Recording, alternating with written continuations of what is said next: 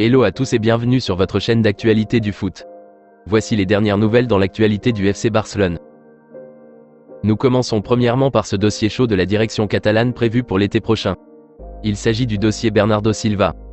Nous avions appris en début de semaine passée que Manchester City avait finalement accepté de vendre le milieu portugais à celui qui serait prêt à débloquer 65 millions d'euros, un montant considérablement en baisse comparativement aux 80 millions d'euros exigés le mercato passé. Mais malheureusement, la presse catalane nous apprend ce dimanche que cela pourrait être très compliqué, voire impossible au FC Barcelone d'enrôler Bernardo Silva, en raison du fair play financier de la Liga, qui les accule et qui empêche le club blaugrana de dépenser une telle somme aussi importante pour le natif portugais, âgé de 28 ans, et qui est toujours sous contrat chez les Citizens jusqu'en juin 2025. Ce qui veut dire que même si le Barça arrive à trouver les 65 millions d'euros pour acheter Silva, il devra d'abord régler le problème de fair play financier avant que ce transfert puisse aboutir. Ainsi, le média espagnol révèle que les dirigeants du Barça ont décidé plutôt de se pencher désormais sur le dossier d'Ilkay Gundogan. Ils trouvent que celui-ci est plus simple et plus accessible, car l'international allemand est en fin de contrat à partir de juin prochain, et un transfert gratuit pourrait fortement se faire. À 32 ans, Ilkay Gundogan pourrait également être moins exigeant en termes de salaire que Bernardo Silva, qui lui, est toujours disons dans les vingtaines. Le média précise que les négociations sont déjà entamées, et avancent très bien entre le club blaugrana et les agents du joueur allemand. Dites-moi dans les commentaires ce que vous en pensez de cet retournement de situation.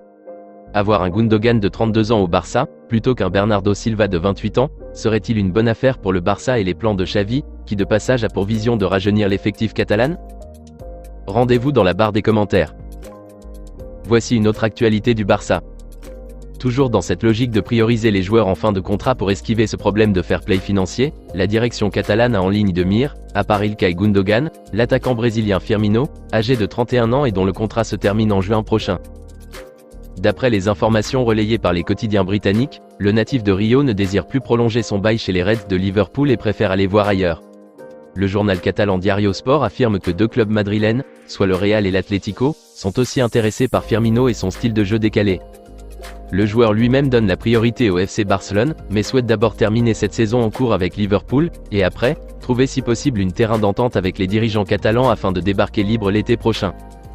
À votre avis, comment voyez-vous cette idée du Barça de recruter Firmino? Est-elle une bonne ou mauvaise idée? N'hésitez pas à réagir dans la barre des commentaires. Nous terminons ce tour d'actualité par cette victoire miraculeuse une fois de plus du Barça ce dimanche soir contre l'Athletic Bilbao, score final 1-0, pour le compte de la 25e journée de Liga. Ça a été un match très serré et difficile, mais gagné une fois de plus par un excellent travail de l'ailier brésilien Rafael Rafinha, qui a été décisif tout au long de la partie, malgré quelques manques de précision dans les transversales et quelques brouillons dans les 1 contre 1 des fois. En tout cas, il a été bon dans l'ensemble et encore une fois de plus, c'est lui qui sauve la mise à Xavi. Notons aussi un gros match de la part du jeune Pablo Gavi, qui a bousculé et gêné comme à son habitude le milieu et arrière de Bilbao. Il a été très solide, bagarreur, et il courait toujours derrière les ballons. L'international néerlandais Frenkie de Jong lui aussi, a fait un grand match et a été très entreprenant dans le cœur du jeu blaugrana, de par sa solidité, ses passes en profondeur et jeu rapide vers l'avant. Nous n'oublions pas Marc-André Ter Stegen aussi, qui a été très bon et a fait d'énormes arrêts salvatrices, en l'absence de Ronald Araujo, qui a beaucoup manqué dans ce bloc défensif.